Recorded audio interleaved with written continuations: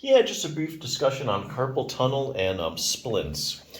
Splints are one of the most well-researched tools used to treat carpal tunnel syndrome, and they work. This clinical study took 50 people with carpal tunnel syndrome and randomized them into two groups. Group 1 wore a splint at night, while the subjects in Group 2 got no treatment. At the end of the 6-month study, subjects who wore the splint had significantly improved compared to the control group. Also need to point out that this is one of the best kind of studies you can do to prove that a treatment actually works. Subjects were randomized and there was a control group. Furthermore, this is the best kind because the control group had no treatment. So you can tell if carpal tunnel patients just got better on their own because of Mother Nature.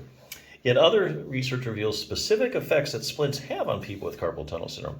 So look at this. 10 patients with carpal tunnel syndrome had MRI scans done of their median nerve and then were instructed to wear a splint at night. After 1 week, repeated MRI scans showed that the median nerve was significantly less swollen.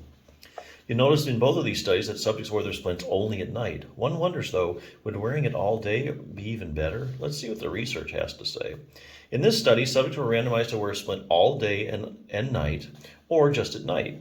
6 weeks later, researchers checked to see which group had the most improvement in symptoms and could use their hands better. Results showed no difference between the groups.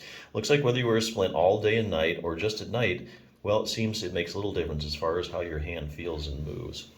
Now that you know all about the benefits of wearing a splint, it's time to figure out which one to try. When picking one out, make sure it meets these two requirements. It keeps your wrist in a neutral position, which is this, straight, and it's comfortable enough for you to be able to wear at night or longer if you want. So you don't need anything fancy. Here's a few pictures of what your typical off-the-shelf splint looks like. It uses Velcro to keep it in place and can be found at most drugstores. So yeah, just your typical one there. So there you go. That's according to the research.